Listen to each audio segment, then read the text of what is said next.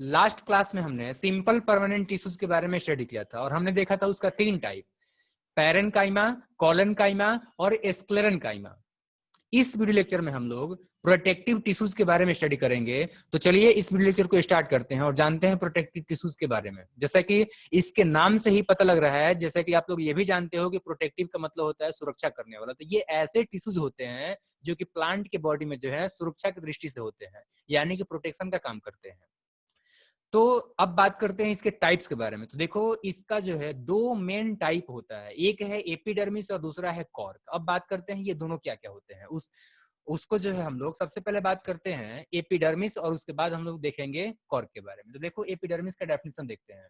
जैसा कि यहाँ पर डेफिनेशन मैंने दिया हुआ है, the outermost layer of the plant body such as leaves, flowers, roots, stem etcetera is called epidermis. इसका मतलब क्या हुआ? इसका मतलब ये हुआ कि प्लांट के बॉडी के डिफरेंट पार्ट जैसे कि leaves, flowers, roots, stem etcetera के जो सबसे बाहर के लेयर होते हैं उसको हम लोग एपिडर्मिस कहते हैं। सिंपल आप लोग समझो कि प्लांट के बॉडी के डिफरेंट पार्ट्स के सबसे बाहरी लेयर को जो है हम लोग एपिडर्मिस कहते हैं। चाहे वो बॉडी का पार्ट लीफ हो, चाहे वो फ्लावर हो, चाहे रूट हो, चाहे स्टेम हो, चाहे जो भी हो, उसका जो सबसे बाहर का लेयर होगा वो आपका जो है एपिडर्मिस कहलाएगा। अब हम लोग एपिडर्मिस के बारे में कुछ महत्वपूर्ण जानकारियां जानने का प्रयास करते हैं। सबसे पहले देखो एपिडर्मिस के बारे में कि ये जो एपिडर्मिस होता है वो आमतौर पर जो है सेलों का एक सिंगल लेयर होता है, यानी एक लेयर होता है। जैसा कि आप लोग यहाँ पर डायग्राम में भी देख सकते हो, ये आपका जो है एक सेल हो गया, ये इसके बगल में एक दूसरा सेल हो गया, इसके बगल में एक तीसरा सेल हो गया, उसके बगल में एक चौथा सेल हो गया। तो इस प्रकार से जो है सेल एक लाइन में एक दूसरे से अरेंज हो जा रहे हैं, जिससे कि एक सिंगल लेयर बन रहा है। तो यही जो सिंगल लेयर बन रहा है ये आपका एपिडर्मिस का लेयर है। तो आपने देखा क्या कि एपिडर्मिस जो है वो आपका प्लांट के बॉडी का सबसे बाहर का लेयर होता है और ये जो है आपका सेलों का एक सिंगल लेयर होता है। अब बात करते हैं इन सेलों के बारे में, यानी कि एपिडर्मिस के सेलों के बारे में। तो देखो ये जो है पैरेनकाइमेटस सेल होते हैं जो कि क्लोजली पैक्ड होते हैं। अब ये क्लोजली पैक्ड होते हैं, इसके वजह से क्या होता है कि इनके बीच में जो है इंटरसेलुलर स्पेस नहीं होता है। जैसा कि आप लोग देख सकते हो, ये जो पहला सेल है ये आपका जो है दूसरे सेल से सटा हुआ है, तो जाहिर सी बात है कि दोनों के बीच में जगह नहीं होगा। दूसरा सेल तीसरे से सटा हुआ है, तो जाहिर सी बात है दूसरे तीसरे के बीच में जो है आपका इंटरसेलुलर स्पेस नहीं होगा। तीसरा जो चौथा से सटा हुआ है तो चौथे और तीसरे के बीच में इंटरसेलुलर स्पेस नहीं होगा। ऐसे ही आगे, यानी कि जो है पैरेनकाइमेटस सेल जो कि एपिडर्मिस का एक सिंगल लेयर बनाते हैं वो क्लोजली पैक्ड होते हैं अपने बगल वाले सेल के साथ में, ताकि उनके बीच में जो इंटरसेलुलर स्पेस नहीं रहे। साथ ही ये जो एपिडर्मिस होता है ये आपका एक वाटर प्रूफ लेयर से जो है आपका ढका हुआ रहता है, उस परत को हम लोग कहते हैं क्यूटिकल। जैसा कि आप लोग देख सकते हो ये जो सिंगल सिंगल सेलों का जो एक सिंगल लेयर बना हुआ है, इसके ऊपर में जो है आपका एक लेयर होता है जो कि आपका वाटर प्रूफ होता है और मोम के जैसा होता है। तो ये जो आपका ऊपर की तरफ में जो लेयर है ये आपका कहलाता है क्यूटिकल। उसी प्रकार से नीचे में भी जो एपिडर्मिस है, ये वाला एपिडर्मिस का सेल है, ये दूसरा है, तीसरा है, चौथा है, पांचवा है। तो इसके नीचे में यानी कि बाहर की तरफ में देखेंगे तो ये भी जो है आपका ये क्यूटिकल का एक लेयर होता है। अब बात करते हैं इस क्यूटिकल के बारे में। तो देखो ये जो क्यूटिकल होता है ये आपका मोम के जैसे एक सबस्टांस जिसको कि हम लोग क्यूटिन कहते हैं, उस क्यूटिन से मिलके बनता है। और ये जो क्यूटिन है ये कहाँ से निकलता है? तो ये जो है आपका इन्हीं एपिडर्मल सेलों के द्वारा जो है आपका निकलता है, जिनको कि ये ढकता है। यानी कि यहाँ पर जो व्हाइट व्हाइट उजले उजले कलर के जो एपिडर्मल सेल दिखाई दे रहे हैं, यही एपिडर्मल सेल जो है आपके क्यूटिन को छोड़ते हैं और वही क्यूटिन जो है आपका एक लेयर बनाता है इस एपिडर्मल सेल के ऊपर में, जिसको कि हम लोग क्यूटिकल कहते हैं। उम्मीद कर रहा हूँ कि ये बातें आपको समझ में आ रहा है। अब चलिए बात करते हैं, हमने जो ये सेलों को देखा था एपिडर्मल सेलों का, तो इनके वॉल के बारे में। तो देखो एपिडर्म सर उससे पहले जो है एक और चीज यहाँ पर जो छूट रहा है, एपिडर्मल सेल जो होते हैं वो फ्लैट होते हैं, ये चीजें आप लोग को ध्यान रखना है। अब बात करते हैं इसके सेल वॉल के बारे में। तो देखो एपिडर्मल सेल का जो साइड का वॉल होता है और इसके बाहर का जो वॉल होता है वो आपका जो है अंदर वाले वॉल के तुलना में मोटा होता है। तो आपको मैंने यही बताया है कि एपिडर्मल सेल का साइड वाला वॉल और बाहर वाला वॉल जो है आपका अंदर वाले वॉल के तुलना में मोटा होता है। दूसरी बात ये है कि एपिडर्मल सेल में जो है आपका कुछ हेयर के जैसे यानी कि बाल के जैसे जो है भाग निकले रहते हैं, उसको हम लोग ट्राइकोम कहते हैं। और इसको देखने के लिए आप लोग जो है मैं समझा देता हूँ, आप लोगों को समझ में आ जाएगा। देखो आप लोग जो है प्लांट्स के जो है पत्तियों को देखे होंगे, तो कुछ कुछ पौधों की पत्तियों में क्या होता है कि रोमा के जैसा यानी कि जो बाल के जैसा आप लोगों को जो है स्ट्रक्चर जब उसको टच करोगे तो आपको महसूस होगा। तो वो कुछ और नहीं बल्कि वो आपके जो है ट्राइकोम्स हैं, जो कि उसके एपिडर्मल सेल से जो है हेयर के जैसे निकले होते हैं, काफी बारीक होते हैं, जिसको से कि हमको जो है वो महसूस तो होता है, लेकिन कंप्लीटली जो है हम लोग उसको अच्छी तरीके से देख नहीं पाते हैं। तो आपको उम्मीद करता हूँ कि ट्राइकोम्स क्या होते हैं ये समझ में आ गया। ट्राइकोम्स क्या होता है, तो ये जो है आपका एपिडर्मल सेल में से लंबे लंबे हेयर के जैसे निकले हुए भाग होते हैं, ठीक है। इसके अलावा रूट में अगर बात करें तो रूट में जो है आपका जो यंगर पार्ट होता है, नया वाला जो भाग होता है, वो आपका एपिडर्मिस के एक ऐसे लेयर से ढका हुआ रहता है जो कि क्यूटिकल से ढका हुआ नहीं रहता है। तो ऐसे एपिडर्मिस के लेयर को जो है हम लोग एपिब्लेमा कहते हैं। एक बार मैं फिर से रिपीट कर देता हूँ।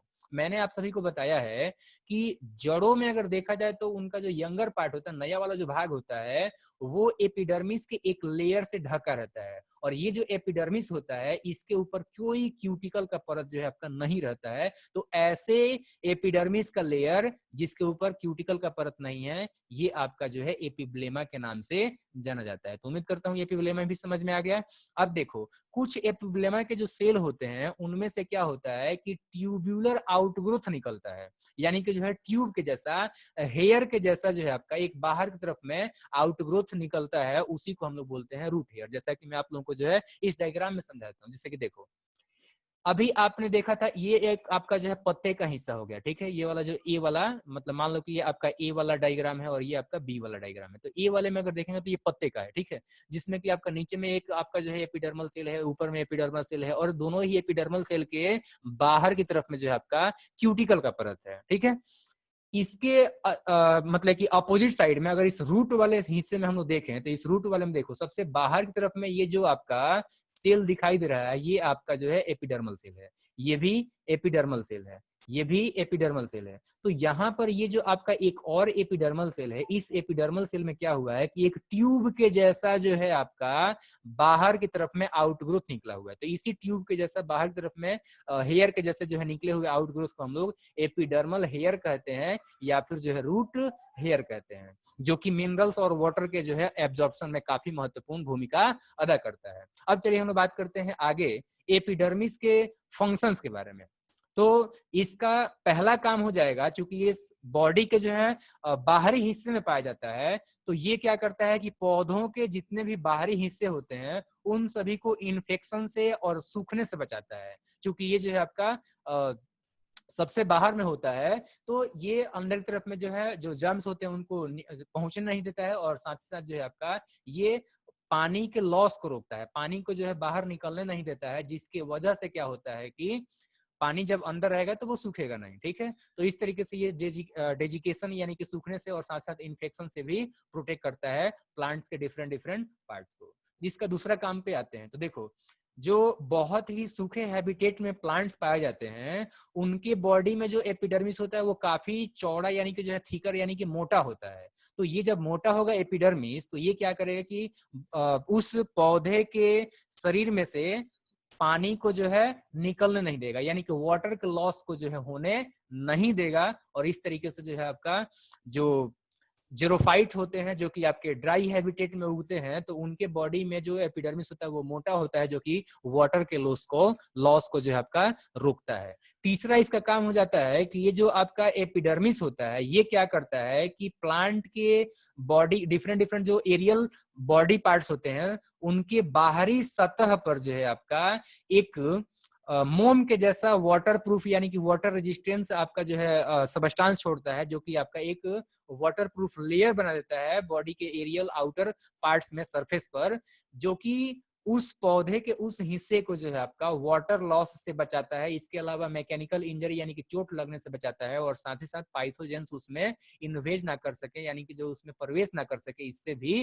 पौधे के डिफरेंट डिफरेंट भागों को जो है ये एपिडर्मिस प्रोटेक्ट करता है यानी कि जो है बचाता है, ठीक है। अब इसका देखते हैं चौथा काम। तो चौथा काम ये है, चूंकि अभी आपने देखा है कि इसका जो रोल है प्लांट्स के बॉडी में वो आपका जो है प्रोटेक्टिव है, यानी कि ये प्रोटेक्टिव नेचर का होता है। तो इस प्रोटेक्टिव रोल के होने के वजह से ये जो है आपका इसके मतलब जो सेल होते हैं वो क्या करते हैं कि बिना इंटरसेलुलर स्पेस के जो है एक कंटिन्यूअस लेयर बनाते हैं, ताकि जब इंटरसेलुलर स्पेस नहीं रहेगा तो उसके अंदर उससे होते हुए जो है उस बॉडी के पार्ट्स में जो है, प्लांट के बॉडी के पार्ट्स में जो है पाइथोजेंस नहीं पहुंच पाएंगे। क्योंकि देखो यहाँ पे कहने का मतलब ये है कि अगर ये लगातार रहेगा, उसमें जो है आपका रास्ता देगा ही नहीं, जगह नहीं छूटा रहेगा, तो क्या होगा, जगह नहीं छूटा रहेगा यानी कि ये कंटिन्यूअस है तो क्या होगा, इससे होकर के जो है अंदर की तरफ में पाइथोजेंस यानी कि जो आपके जो रोगाणु होते हैं, कीटाणु होते हैं, वो आपके जो अंदर नहीं जाएंगे और इस प्रकार से जो ये बचाता है। ठीक है,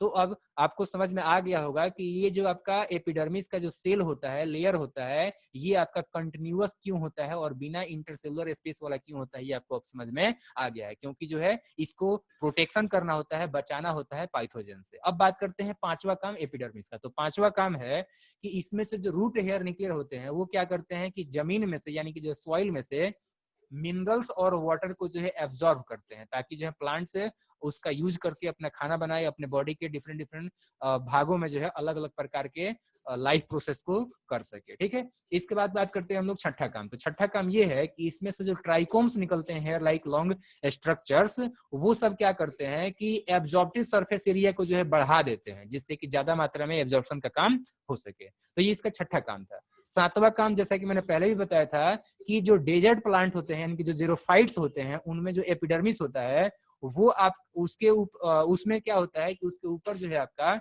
एक मोटा मोम के जैसा जो है आपका क्यूटिन का लेयर जमा हो जाता है, जो कि उस बाहरी एरियल सरफेस में से वाटर के लॉस को रोकता है, यानी कि जो ट्रांसपीरेशन को वो रोकता है। तो ये 7 काम है एपिडर्मिस के। अब बात करेंगे हम लोग एस्टोमेटा के बारे में। तो सबसे पहले हम देखते हैं एस्टोमेटा का फंक्शन क्या होता है। जैसा कि यहाँ पर एस्टोमेटा का डेफिनेशन क्या होता है, उसके बाद से उसके लक्षण के बारे में यानी कि उसके नेचर के बारे में जानेंगे और उसके बाद जो उसके फंक्शन के बारे में जानेंगे।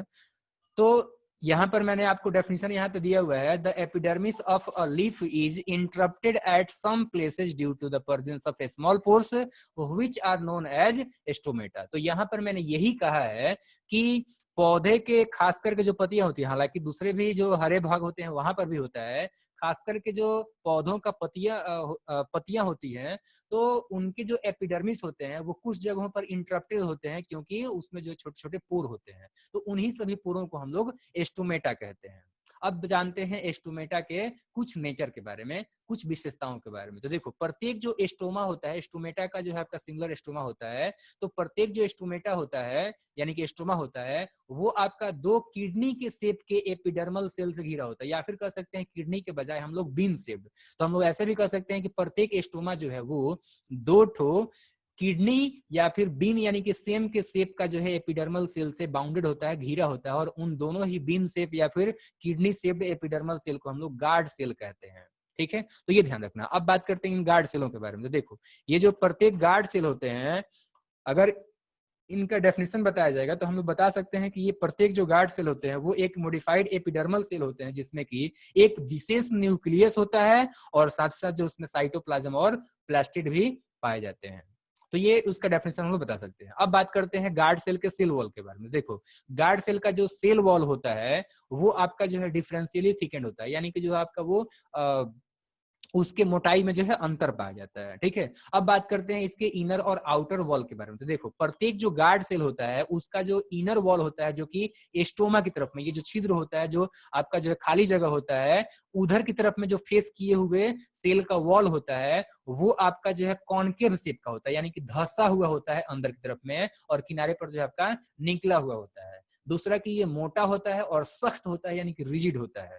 वही अगर हम बात करते हैं आउटर आपका जो है वॉल के बारे में, तो एस्टोमेटा का जो आउटर वॉल होता है वो आपका कॉन्वेक्स शेप का होता है, यानी कि अंदर की तरफ में निकला होगा और आप बीच में निकला होगा, और किनारे पर देखेंगे तो वो आपका जो है अंदर की तरफ में धंसा हुआ होगा, यानी कि जो है बीच में निकला हुआ होगा। ठीक है, तो ये कॉन्वेक्स शेप का होता है एस्टोमेटा का बाहरी वॉल, और साथ साथ ये पतला होता है और इलास्टिक होता है, ताकि ये आपका जो है बाहर की तरफ में फूल सके और आपका जो रिलैक्स हो सके, और फिर से जो है आपका वापस में ये सिकुड़ सके। ठीक है, और अंदर वाले को तो फूलने और सिकुड़ने की जरूरत है नहीं, इस वजह से ये क्या होता है कि ये जो है आपका रिजिड होता है, ठीक होता है, और आपका जो है कॉन्केव शेप का होता है। ठीक है, तो ये आपने जाना इनर वॉल और आउटर वॉल के बारे में। ठीक है, इनर वॉल जो होता था वो मैंने बताया है कि वो कॉनकेव शेप का होता है, थिक होता है और रिजिड होता है, और आउटर जो होता है वो कॉन्वेक्स शेप का होता है, यानी कि बीच में निकला हुआ होगा और पतला होगा और वो इलास्टिक होगा, क्योंकि इसको जो है आपका फूलना और सिकुड़ना रहता है। अब बात करते हैं ये जो गार्ड सेल होता है दो ठो,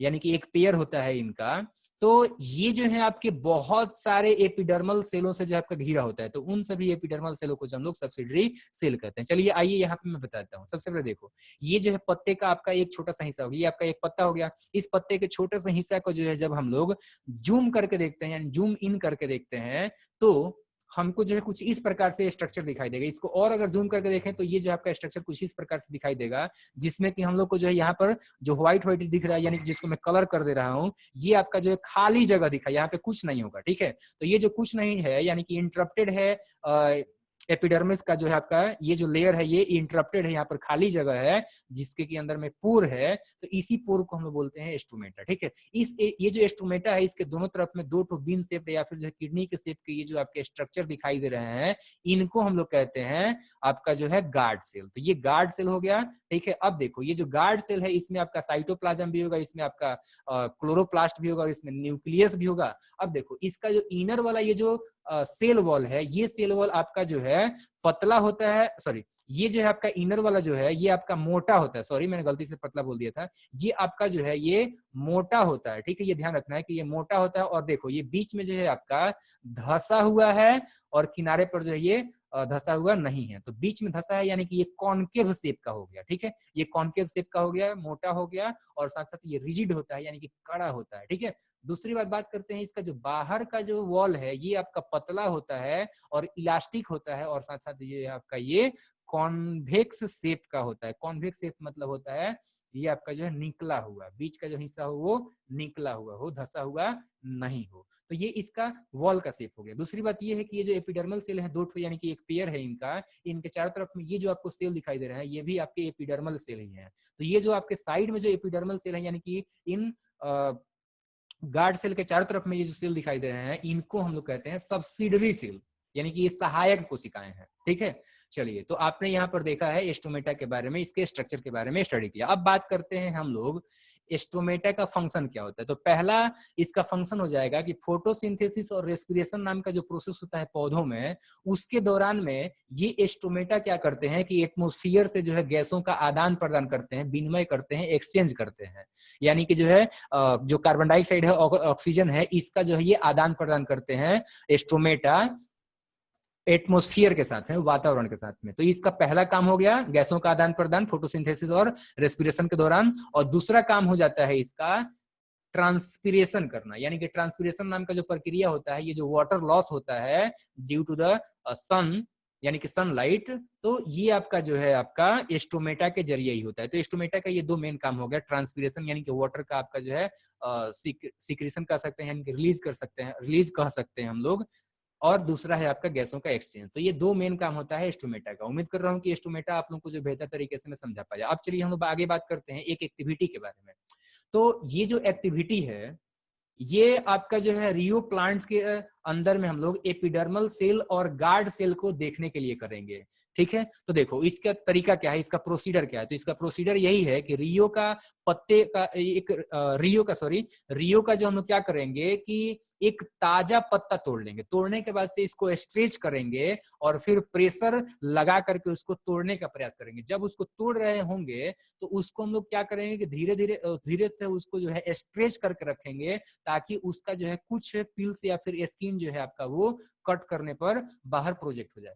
उसके बाद से हम क्या करेंगे, उस पिल्स को जो कि बाहर प्रोजेक्ट हुआ है उसको जो है हम लोग काट लेते हैं, और काटने के बाद से उसको जो है एक साफ सुथरे पेट्री डिश में जो आपका जो कि जिसमें पानी होगा उसमें हम लोग रख देंगे ताकि उसको धो सकें। धोने के बाद से क्या करेंगे कि सेफ्रेनिन का जो केमिकल, सेफ्रेनिन जो केमिकल आता है उसका कुछ बूंद उस पर डालेंगे और कुछ मिनटों तक छोड़ देंगे, ताकि जो हमने ये पिल्स लिया है, हमने जो स्किन लिया है, इसके स्किन, ये जो स्किन है, पिल्स है, इसमें जो ये सेफ्रेनिन चारों तरफ में बराबर मात्रा में घुल जाए, ताकि वो पिल्स और स्किन जो है वो कलरफुल हो जाए, ताकि माइक्रोस्कोप में हमको हमको अच्छे से जो है दिखाई देगा। तो कुछ मिनटों तक छोड़ने के बाद से क्या करेंगे, किसी एक कांच के स्लाइड पर जो उसको ट्रांसफर कर देंगे और धीरे से क्या करेंगे कि उसको जो है कवर स्लिप से ढक देंगे ताकि उसमें एयर बबल नहीं रहे और साथ ही साथ जो है उसमें कोई किसी प्रकार का डिस्टर्बेंस नहीं हुए, वो जो है आपका स्लाइड पर जो है फिक्स हो जाए ताकि उसको माइक्रोस्कोप पर हम लोग सावधानी पूर्वक स्टडी कर सकें। ठीक है, तो जब हम लोग कवर स्लिप से ढक देते हैं उसके बाद से जो है माइक्रोस्कोप के अंदर में ले जाकर के उसको हम लोग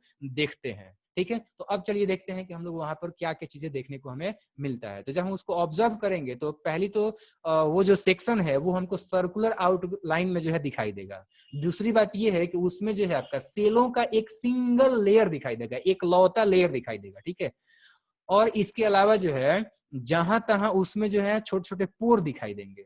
प्रत्येक जो पोर होगा उसमें हम देखेंगे कि उसके दोनों तरफ में जो है आपके दो ठो किडनी यानी कि बीन शेप के सेल दिखाई देंगे, जिससे कि वो पोर घिरा हुआ रहेगा। तो ये तो हमें चीजें दिखाई देता है। तो ये जो हमने देखा है यहाँ पर 4 प्रकार की चीजें, इससे हम क्या निष्कर्ष निकालते हैं ये भी डिस्कस कर लेते हैं। तो सबसे पहले देखो, ये जो सेलों का एक सिंगल लेयर हमें दिखाई दिया हुआ था वो कुछ और नहीं बल्कि एपिडर्मिस था, जो कि सेलों का जो है आपका सबसे बाहर का लेयर है।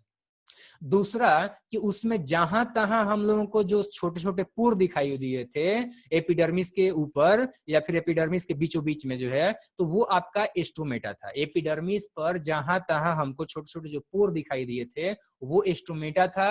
ये हमने इस प्रयोग के माध्यम से जो है निष्कर्ष निकाला। इसके अलावा तीसरा देखते हैं तो ये जो आपका पोर है उसको घेरा हुआ जो है आपका दो ठो किडनी के या फिर बीन के शेप का जो है आपका सेल दिखाई देता है। तो ये सेल जो है आपके गार्ड सेल है। ठीक है, और ये जो एपिडर्मिस है ये प्रोटेक्टिव टिश्यू है। क्यों? क्योंकि ये जो आपका बाहर में होता है, सबसे बाहर में होता है। ठीक है, तो ये प्रोटेक्ट करने का काम करता है। तो हमने जो है अभी रियो प्लांट के अंदर में एपिडर्मल सेल को देखा और गार्ड सेल को देखा, और फिर जो है हमने एस्ट्रोमेटा को और साथ ही साथ जो है आपका गार्ड सेल का पोर का जो है हमने स्टडी किया इस प्रयोग के माध्यम से। अब दूसरा जो आपका प्रोटेक्टिव टिश्यूज का टाइप है वो है कॉर्क। तो चलिए कॉर्क के बारे में भी हम लोग स्टडी कर लेते हैं। तो जैसा कि यहाँ पर कॉर्क के बारे में तमाम बातें बताई गई हैं, उसमें से पहला ये बात बताया गया है कि कॉर्क का दूसरा नाम है फेलम। ठीक है, यानी कि कॉर्क को जो है हम लोग फेलम के नाम से भी जानते हैं। दूसरी बात की ये जो कॉर्क की कोशिकाएं होती हैं, सेल होते हैं, ये आपके डेड होते हैं और रेक्टेंगुलर होते हैं। इनका शेप जो है रेक्टेंगुलर होता है। तीसरी बात ये कि ये जो कॉर्क के सेल होते हैं वो कॉम्पैक्टली अरेंज्ड होते हैं ताकि उनके बीच में जो है इंटरसेलुलर स्पेस नहीं रहे।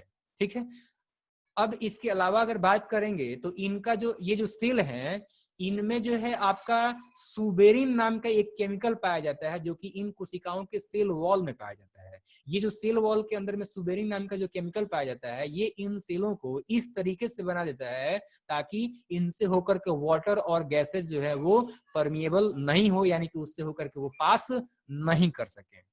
ठीक है, तो अभी आपने जाना कि कॉर्क की कोशिकाओं यानी कि सेलों में जो है आपका सुबेरिन नाम का केमिकल होता है जो कि उनके सेल वॉल में पाया जाता है, और वो क्या करता है कि वाटर और गैसों को जो है उससे हो करके पास करने से रोकता है, यानी कि रोकने के लायक अभेद्य बना देता है। ठीक है, यानी इस प्रकार बना देता है ताकि जो है वाटर और गैस जो है उन सेल वॉलों से होते हुए यानी कि उन कोशिकाओं से होते हुए, सेलों से होते हुए जो आपका पास नहीं कर सके। ठीक है, इसके अलावा ये जो सेल होते हैं इनमें साइटोप्लाज्म नहीं रहेगा। क्यों नहीं रहेगा? क्योंकि ये तो डेड है। ठीक है, दूसरी बात ये है कि साइटोप्लाज्म तो नहीं होता है लेकिन इसमें जो है रेजिन से या फिर टेनिन्स वगैरह जो है आपका भरा होता है जो कि एक्सक्रेटरी प्रोडक्ट्स होते हैं। ठीक है, अब चलिए कुछ और भी महत्वपूर्ण बातें यहाँ पे बताया गया, और वो ये कि जैसे जैसे प्लांट जो है ग्रो करता है और पुराना होता जाता है, बड़ा होता जाता है, उसके बाहर में जो प्रोटेक्टिव टिश्यूज होते हैं यानी कि एपिडर्मिस होते हैं स्टेम में, वो क्या होते हैं कि सेकेंडरी मेरिस्टम के द्वारा रिप्लेस कर दिए जाते हैं। यानी कि जैसे जैसे पौधा जो है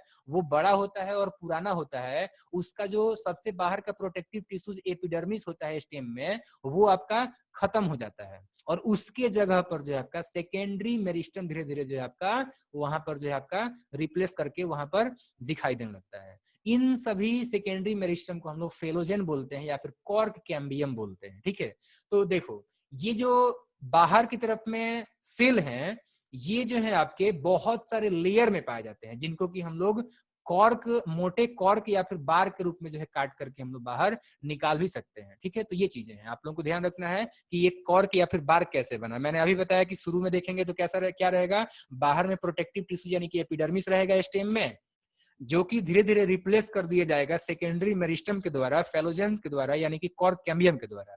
और यही फेलोजन या फिर सेकेंडरी मेरिस्टम या फिर जो कॉर्क कैम्बियम है, यही बहुत सारे लेयर में जो है आपके जमा होते जाते हैं, जो कि बार्क या फिर कॉर्क कहलाता है या फिर कहा जाता है। ठीक है, तो अभी आपने जाना कॉर्क क्या होता है, बार्क क्या होता है। अब चलिए हम लोग बात करते हैं कॉर्क की कैरेक्टरिस्टिक के बारे में। तो देखो, कॉर्क के जो सेल होते हैं वो डेड होते हैं अगर मैच्योरिटी पर बात करेंगे तो, यानी कि जब वो मैच्योर हो जाते हैं कॉर्क के सेल, तो वो उस समय जो है डेड हो जाते हैं। ठीक है, एक मैच्योर कॉर्क सेल जो होगा वो आपका डेड होता है। साथ ही साथ ये कॉम्पैक्टली अरेंज होता है, जैसे कि मैंने पहले ही बताया था। और जब ये कॉम्पैक्टली अरेंज्ड होगा तो जाहिर सी बात है कि इसमें जो आपका इंटरसेलुलर स्पेस नहीं पाया जाएगा। ठीक है, और इसमें जो है आपके इसके सेल वॉल में जो है आपका सुबेरिन नाम का एक केमिकल सबस्टांस पाया जाता है।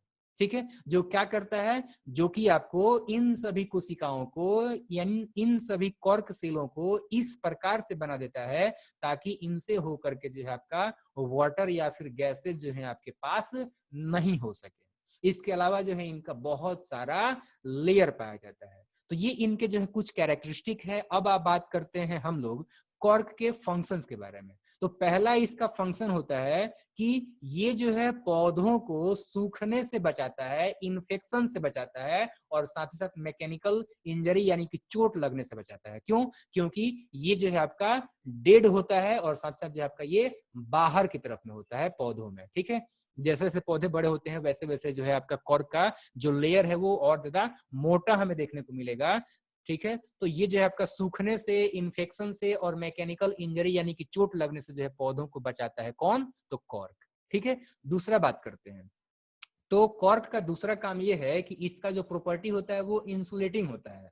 ठीक है, और जब चूंकि इसका जो प्रॉपर्टी है वो इंसुलेटिंग होता है, तो इसी प्रॉपर्टी की वजह से क्या होता है कि कॉर्क का यूज हम लोग इंसुलेटर के रूप में करते हैं, और साथ साथ जो आपका इलेक्ट्रिक जो शॉक है यानी कि शॉक एब्जॉर्बर के रूप में करते हैं। और इसके अलावा बहुत सारे जो है खेलों के सामग्रियों को भी बनाने में इसका यूज किया जाता है। ठीक है, चलिए अब बात करते हैं इसका तीसरा काम। तो तीसरा काम ये है कि इसमें जो सुबेरिन मौजूद होता है वो इन सभी सेलों को जो है गैसों और वाटर के लिए जो है आपका इम्परवियस बना देता है, यानी कि जो आपका अभेद्य बनाता है। यानी कि गैस और पानी जो है, सॉरी एक बार फिर से मैं बताता हूँ, ये जो आपका सुबेरिन होता है कॉर्क के सेलों में, ये आपका जो है सेलों को इस प्रकार से बना देता है ताकि गैस या फिर जो पानी है वो इन सेलों को जो है भेद करके इससे होकर के जो आपका पास नहीं कर सके। ठीक है, चलिए तो आपने देखा तीन ठो काम। पहला इसका सुरक्षा, सूखने से, इन्फेक्शन से और मैकेनिकल इंजरी से। दूसरा क्या कि इसका यूज किया जाता है इंसुलेटर के रूप में, शॉक एब्जॉर्बर के रूप में और स्पोर्ट्स के जो है गुड्स को बनाने में। तीसरा ये कि इसका जो इसके अंदर में जो सुबेरिन मौजूद होता है ये इनसे होकर के गैसों को गुजरने नहीं देता है, इनसे होकर के पानी को जो है गुजरने नहीं देने लायक बना देता है। ठीक है, अब बात करते हैं इसका कमर्शियल एक नोट के बारे में। कमर्शियल कॉर्क जो है वो आपका कहाँ से पाया जाता है इस के बारे में। ठीक है, ये एक आपका जो है नोट आप लोग याद रखेंगे हमेशा। तो देखो, नॉर्थ अफ्रीका और साउदर्न जो यूरोप है, यहाँ पर एक आपका जो है कॉर्क ओक का ट्री पाया जाता है जिसका नाम है क्वेरसस सुबेरस। तो ये जो आपका क्वेरसस सुबेर नाम का जो आपका एक ओक का ट्री है जो कि आपका बरगद के जैसा बड़ा बड़ा होता है, पीपल के जैसा बड़ा बड़ा होता है, तो इसके स्टेम का जो है आपका सरफेस से कमर्शियल कॉर्क निकाला जाता है, प्राप्त किया जाता है, जिसका यूज हम लोगों ने अभी अभी देखा था कहाँ कहाँ पर किया जाता है। तो आप लोगों को यही ध्यान रखना है कि कमर्शियल जो कॉर्क है ये आपका ओक के पेड़ जिसका कि नाम है क्वेरसस सुबेर, जो कि आपका साउदर्न यूरोप और नॉर्थ अफ्रीका में पाया जाता है, उसके स्टेम से प्राप्त किया जाता है। ठीक है, अब बात करते हैं हम लोग आगे एक और एक्टिविटी का, जिसमें कि हम लोग डाइकोट स्टेम के इंटरनल स्ट्रक्चर का स्टडी करेंगे। तो चलिए इसके प्रोसीजर के बारे में हम लोग जान लेते हैं। तो इसका प्रोसीजर यही है कि सबसे पहले हम लोग क्या करना है कि किसी एक डाइकोट प्लांट के स्टेम को काट करके और फिर ले लेना है, और लेने के बाद से क्या करना है कि उसको जो है पतले ब्लेड की सहायता से बहुत ही ज्यादा पतला, ब्लेड से भी पतला हो सके तो हमें, कागज से भी पतला हो सके तो हमें उतना करना है, पतला जो है आपका स्लाइस उससे काटना है, बहुत सारा सेक्शन काटना है, और उसमें से जो पतला सबसे हमें दिखाई देगा उसको लेने के बाद से क्या करना है कि उसको जो है हमें स्टेन कर लेना है सेफ्रेनिन केमिकल के सहायता से, ठीक है, यानी कि उसको कलरफुल बना लेना है। जब उसको कलरफुल बना लेते हैं तो इस साफ सुथरे काटे गए सेक्शन को जो हम लोग एक शीशे के स्लाइड पर रखते हैं, और रखने के बाद से उस पर जो है ग्लिसरीन का बूंद डालते हैं, और डालने के बाद से क्या करते हैं कि उसको कवर स्लिप के सहायता से ढक देते हैं ताकि उसमें एयर बबल नहीं रहे, और साथ साथ वो जो आपका फिक्स हो जाए ताकि उसका हम लोग जो है अच्छे तरीके से जो है आपका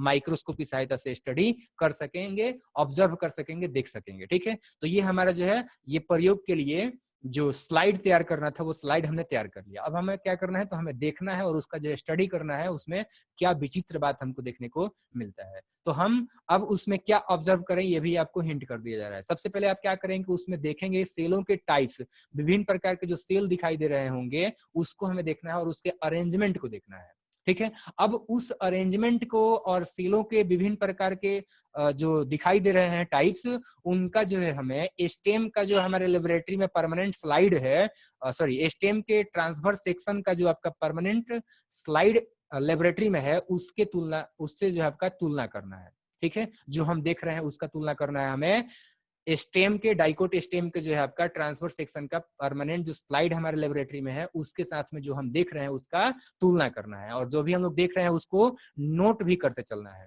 जब हम लोगों ने देख लिया तो हमें 3 क्वेश्चनों की सहायता से जो है हम लोग इसका स्टडी करेंगे। वो 3 क्वेश्चन में पहला क्वेश्चन ये है कि क्या जो भी हम लोग सेल देख रहे हैं वो सभी सेल जो है उनका स्ट्रक्चर सेम है, और दूसरा क्वेश्चन है कि कितने प्रकार के सेल जो हमें देखने को मिल रहे हैं उस डाइकोट स्टेम के ट्रांसफर सेक्शन में, ठीक है। और तीसरा क्वेश्चन है उन सभी कारणों के बारे में हम लोग सोचते हैं और देखते हैं, कोशिश करते हैं अनुमान लगाने का, जिसके कारण कि इन ये जो है आपके इतने अधिक प्रकार के जो है टाइप्स हैं सेलों का।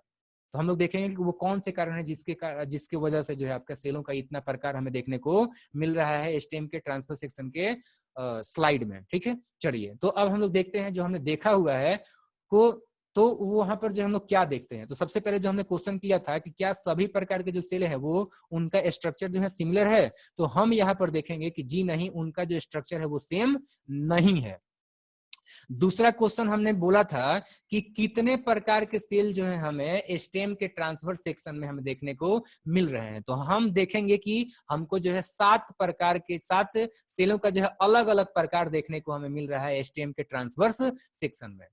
तीसरा क्वेश्चन था उन सभी कारणों के बारे में हमें सोचना था जिसके कारण कि इतने प्रकार के सेल हमें देखने को मिल रहे हैं। तो यहाँ पर हम लोग यही अंदाजा लगा सकते हैं या फिर हम लोग यही जो है निष्कर्ष पर पहुंच सकते हैं कि चूंकि ये जो सेलों के अलग अलग टाइप यहाँ पर इसलिए पाए जा रहे हैं, मौजूद हैं, ताकि ये अलग अलग कामों को कर सके। तो अलग अलग कामों को करने के लिए जो है यहाँ पर अलग अलग प्रकार के जो सेल दिखाए गए हैं, और यहाँ पर जो है आपको डायग्राम के माध्यम से भी समझाया गया है कि किस प्रकार से जो है अपने हाथों की सहायता से एक ब्लेड पतला सा लेकर के और सावधानी से हाथ बिना काटे हुए जो हम लोग सेक्शंस को यानी कि जो स्लाइड को काटेंगे, इस ब्लेड से भी पतला, कागज से भी पतला। उसके बाद से क्या करेंगे, उसको जो है आपका स्लाइड पर या फिर पेट्री डिश या फिर साफ सुथरे किसी एक शीशे पर रख करके उसको जो है पानी से धो लेते हैं, और धोने के बाद से क्या करते हैं कि उस पर जो है आपका सेफ्रेनिन डाल करके और फिर उसको जो है रंगीन बना लेते हैं, और रंगीन बनाने के बाद से उसको स्लाइड पर रख करके और उसको क्या करते हैं कि हम लोग ग्लिसरीन डाल देते हैं, और डालने के बाद से उसको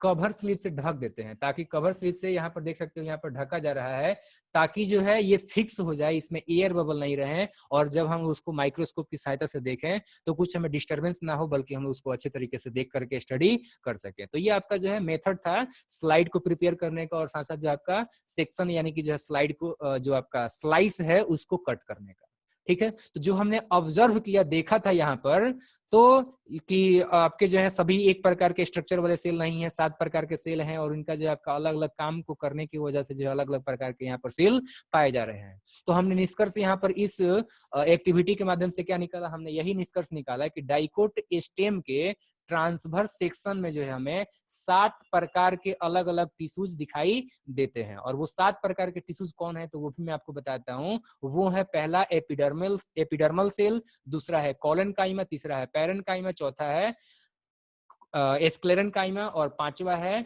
जाइलम और छठा है फ्लोएम और सातवां है कैम्बियम। तो इस प्रकार से हमने देखा कि कुल 7 प्रकार के जो है आपको टिश्यूज देखने को मिल रहे हैं किसी एक डाइकोट स्टेम के ट्रांसवर्स सेक्शन में। अब चलिए उसको जो है इस ट्रांसवर्स सेक्शन में मैं दिखा भी देता हूं कहां कहां पर आपको जो है क्या चीजें दिखाई देंगी। तो सबसे पहले देखोगे सबसे बाहर की तरफ में जो है आपको एक आपका जो सिंगल लेयर दिखाई देगा सेलों का। तो ये आपका जो सिंगल लेयर है ये एपिडर्मिस हो गया। तो ये एपिडर्मल टिश्यू हो गया, ये पहला टाइप हो गया। इसके जस्ट नीचे देखेंगे तो यहाँ पर जो आपको दिखाई दे रहा है ये वाला जो आपका हिस्सा है ये आपका हो जाएगा कॉलेनकाइमा। तो ये आपका जो है कॉलेन काइमा हो गया, ठीक है। तो ये दूसरा टाइप हो गया। इससे अगर नीचे आते हैं तो यहाँ पर जो हमें कॉर्टेक्स दिखाई दे रहा है। तो ये जो आपका कॉर्टेक्स है देखो, पहला आपका एपिडर्मल सेल हो गया यानी कि एपिडर्मल टिश्यू हो गया, दूसरा मैंने बता दिया कि यहाँ पर कॉलेनकाइमा हो गया, तीसरा यहाँ पर आप लोगों को जो कॉर्टेक्स दिखाई दे रहा है। तो ये जो कॉर्टेक्स होते हैं कुछ और नहीं बल्कि ये जो है आपके पैरेन्काइमा होते हैं। इससे नीचे में देखेंगे तो ये एंडोडर्मिस अगेन जो आपका पैरेन्काइमा का ही एक टाइप हो गया, स्पेशल टाइप हो गया। तो ये पैरेन्काइमा हो गया, तीसरा हो गया। इसके अलावा बात करेंगे तो ये जो पीथ आपको दिखाई दे रहा है, मैंने आप सभी को बताया था स्क्लेरेन्काइमा के टाइप्स के बारे में, उसमें स्क्लेरिड्स पढ़ाया था। तो मैंने बताया था कि पीथ में जो आपका स्क्लेरिड्स पाया जाता है। तो ये जो पीथ है यहाँ पर आप लोग समझ सकते हो, यहाँ पर आपका चौथा टाइप हो गया यानी कि स्क्लेरेन्काइमा हो गया, ठीक है। इसके अलावा यहाँ पर जो आपको जाइलम दिखाई दे रहा है ये आपका जाइलम का पार्ट हो गया, यहाँ पर ये जाइलम का पार्ट हो गया। तो ये आपका जाइलम टिश्यू हो गया, ये आपका जो है पांचवा टाइप हो गया। और छठा टाइप यहाँ पर आप लोग देख सकते हो ये आपका फ्लोएम हो गया, यहाँ पर भी फ्लोएम हो गया। तो ये आपका छठा टाइप हो गया। और सातवां टाइप जो है आपका कैम्बियम हो गया, जो कि आपका फ्लोएम और जाइलम के बीच में यहाँ पर दिखाई दे रहा है। तो ये जो है आपका सातवां हो गया कैम्बियम। तो इस प्रकार से जो है हम लोग डाइकोट स्टेम के जो है ट्रांसफर सेक्शन में हम लोग 7 प्रकार के सेलों को देखते हैं। अब चलिए हम लोग बात करते हैं आगे पेन पेपर टेस्ट नंबर 5 यानी पेपर पेन टेस्ट नंबर 5 का। तो एक चीज मैं बता दूं कि अगर इसको जो है पढ़ के सुनाता हूँ, इसका अर्थ बताता हूँ, तो फिर आपको जो है काफी टाइम लग जाएगा। इसलिए जो आप लोग इसका स्क्रीनशॉट ले लीजिएगा और मैं शॉर्ट में जो इसको पढ़ के सुना देता हूँ, ठीक है। आप लोग स्क्रीनशॉट ले लीजिए। तो चूंकि टाइम भी खत्म होने वाला है, वीडियो अपने आप ही पॉज हो सकता है, बीच में इंटरप्ट हो सकता है। तो पहला क्वेश्चन है डिफाइन स्टोमेटा, दूसरा क्वेश्चन है व्हाट आर गार्ड सेल्स, तीसरा क्वेश्चन है व्हाट आर प्रोटेक्टिव टिश्यूज, और चौथा क्वेश्चन है डिफाइन एपिडर्मिस, और पांचवा क्वेश्चन है व्हाट आर ट्राइकोम्स, और छठा क्वेश्चन है डिफाइन एपिब्लेमा, 7 नंबर क्वेश्चन है what are root hairs, 8 number question है what are the characteristic of epidermis, 9th number question है mention the functions of epidermis, 10th number question है how do the cells of epidermal tissue form a continuous layer without intercellular spaces, 11th number question है what are the characteristic of stomata, 12th number question है what are the functions of stomata, 13 number question है what is the other name for cork, 14 number question है what is the other name for cork cambium, 15 number question है give the characteristics of cork, and last question है what are the functions of cork. तो ये आपको जो है बताने हैं। और इसी के साथ जो है इस वीडियो लेक्चर को हम लोग समाप्त करते हैं। मिलेंगे अगले वीडियो लेक्चर में। Thank you very much.